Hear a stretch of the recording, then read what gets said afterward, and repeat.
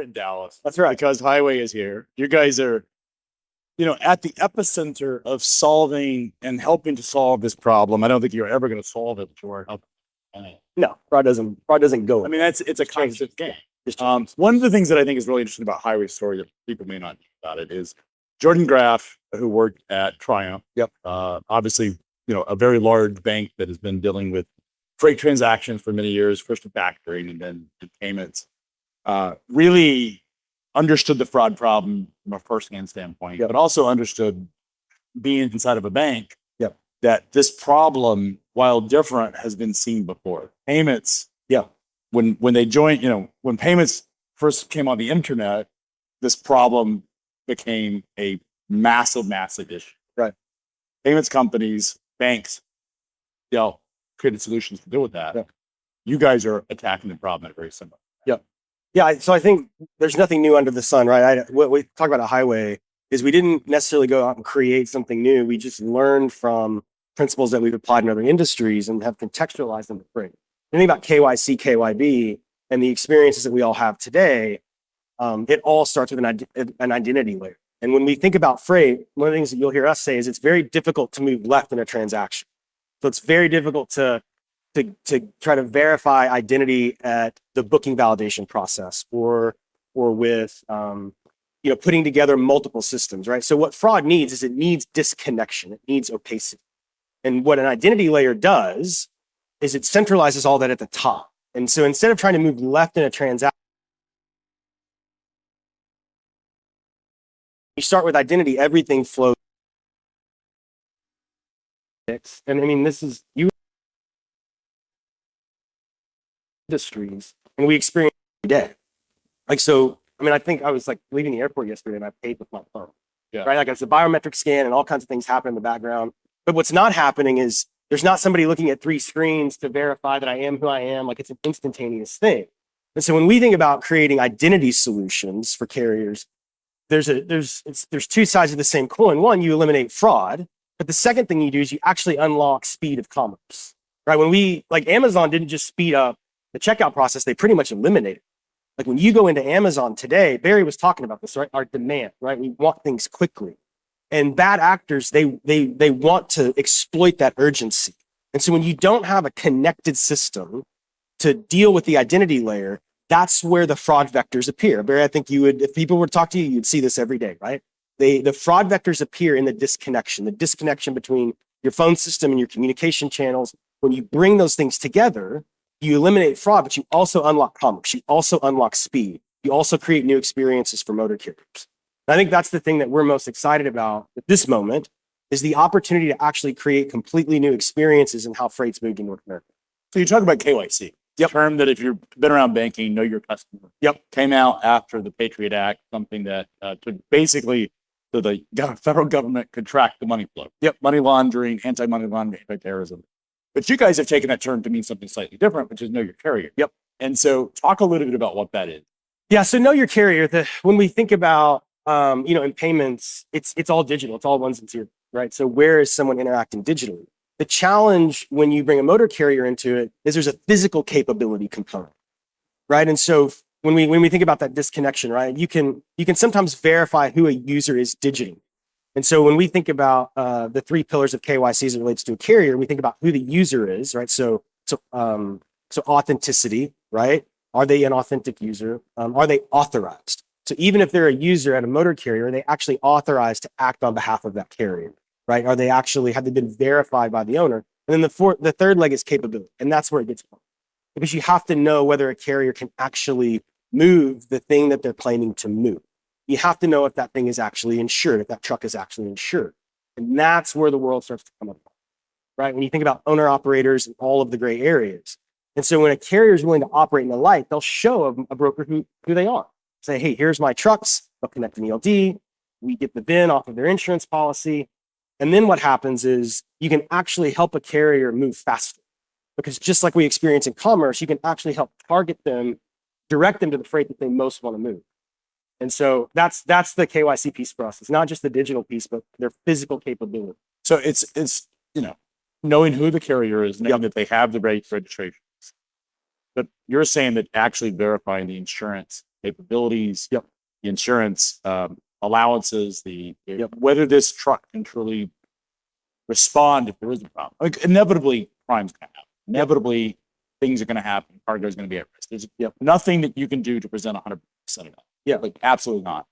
But your process is actually, if something happens at this carrier, insurance will honor the claim that this freight is called. Is that what you understand? Yeah, basically, that's where the trust breakdown has happened over time, Craig. Is, it's like I have an MC number, I have an insurance certificate, I'd like to move the freight, right? I only have 3 trucks, but I'm going to get into your digital booking system. I'm going to take 10 loads from it.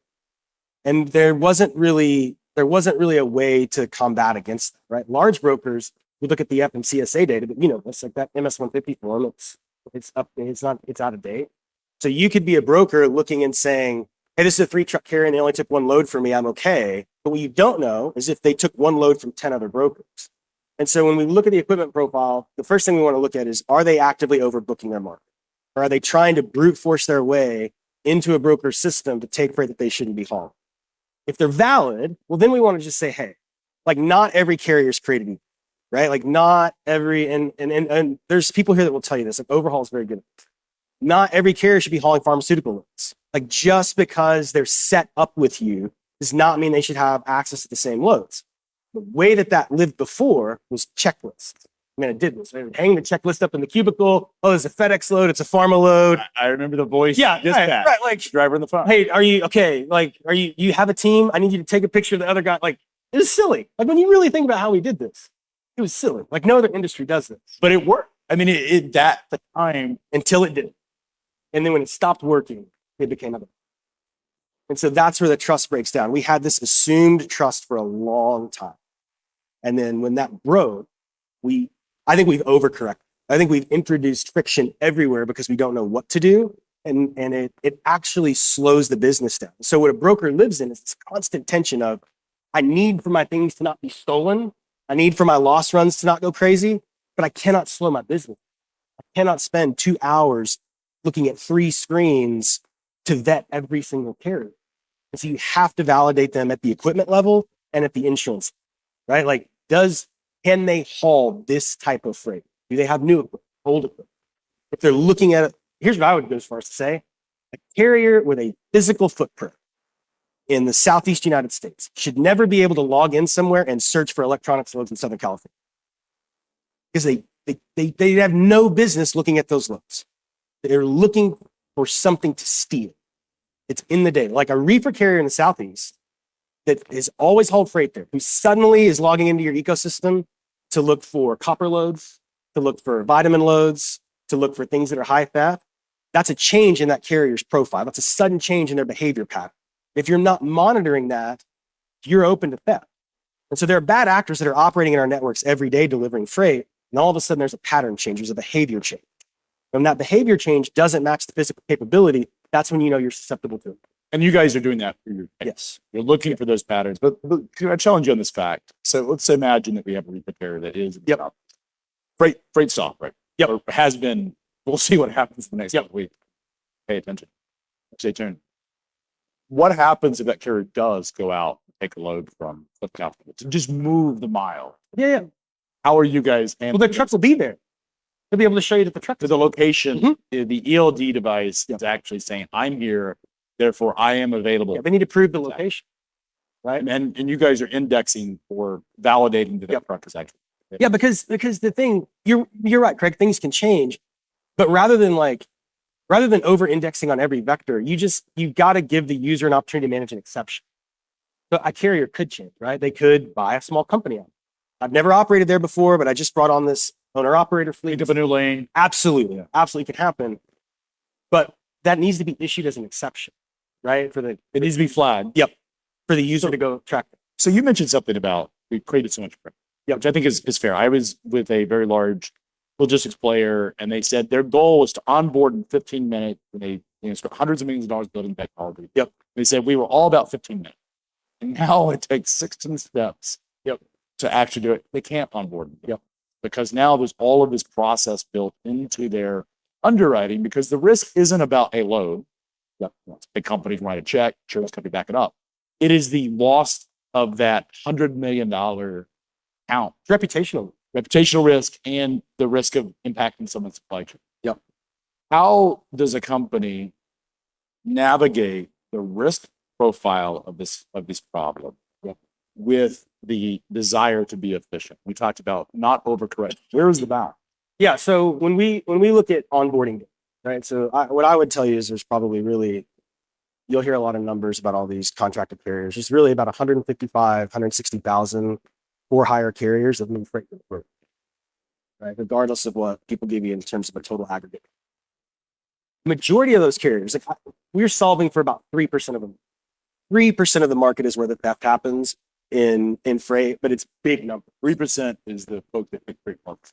Well, I'm just saying, like of all of the onboards we see, like most of them are bad, right? We facilitate about 30,000. So 3% is the exception. Yeah, These are the bad actors. Yeah, the exception, right? But when they do that, they steal 15, 20, 30 loads, right? Like they're operating in cohort. Sometimes overnight. That's fast. The problem where it's getting really hard and why, like when we design for the future, there's not multiple vendors have to work together in their own lane is because there's a lot of people that are casing the neighborhood.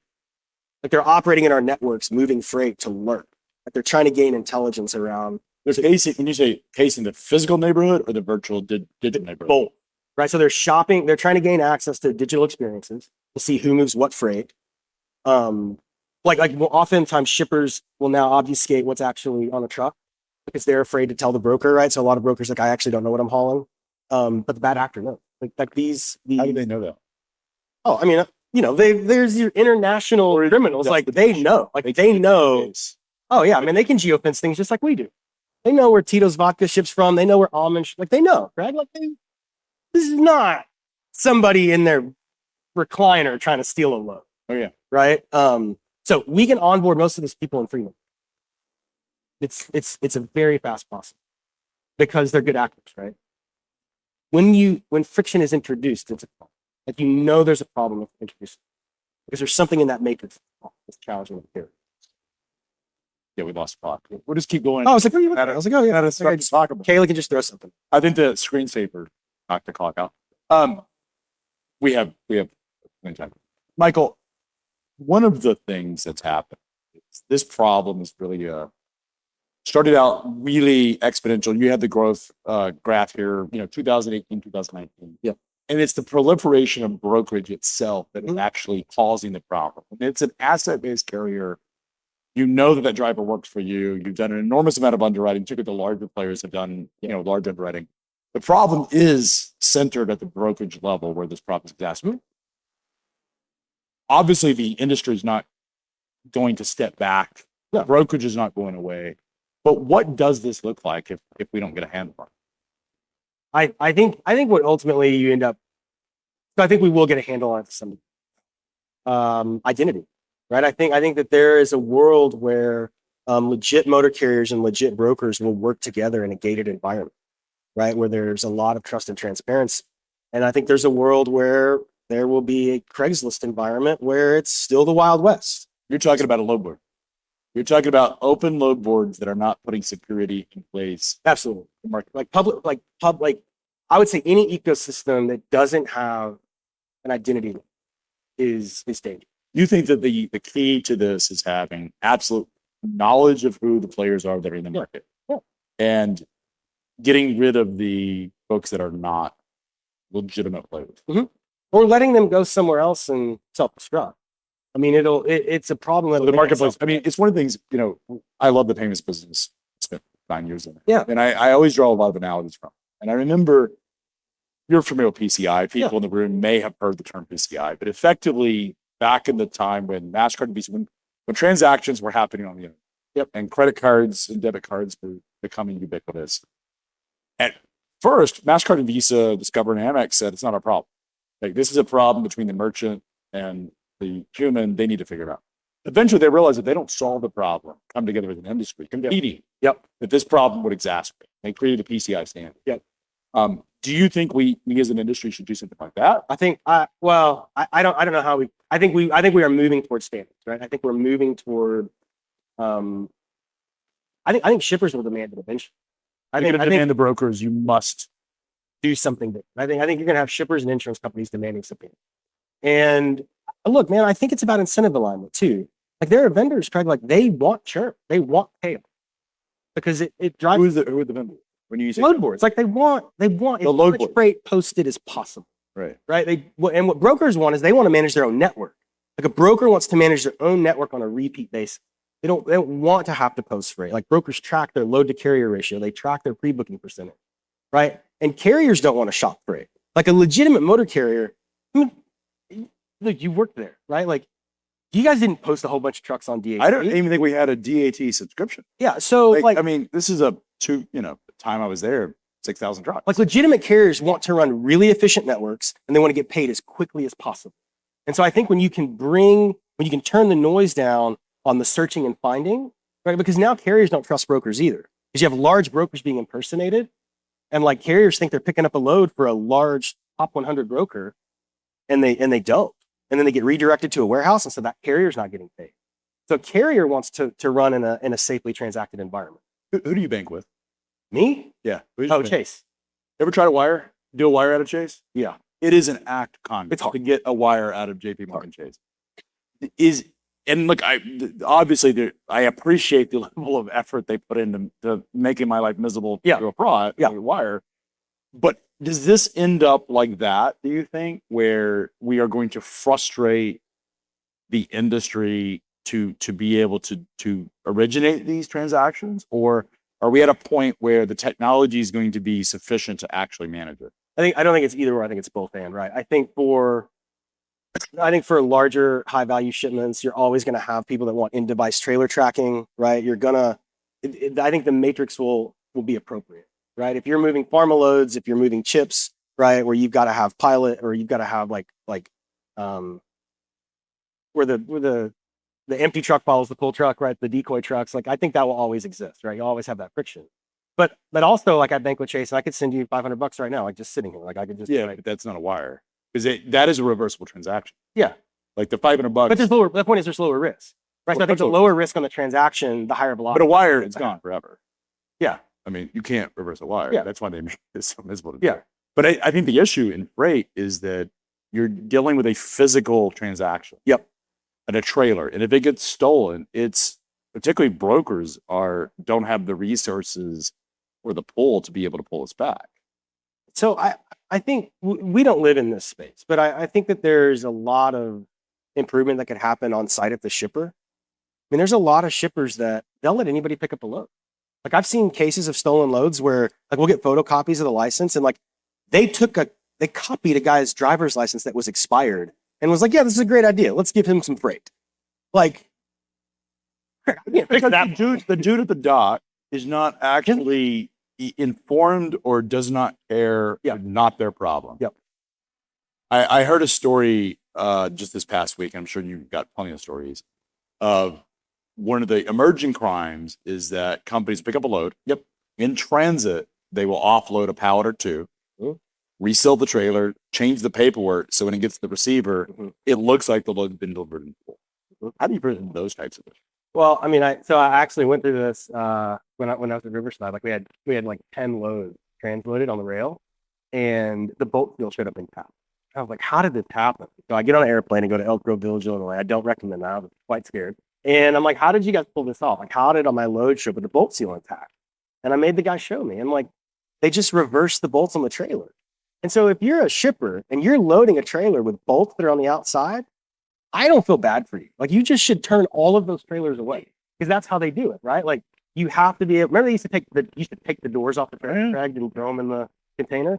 Now they take 4 bolts off, they slide the whole mechanism off, they pilfer the load, they put it back on, and like shippers just need to turn that trailer away. They just need there's a shipper standard that needs to happen, but they try to pass all of that off to the broker in their contract.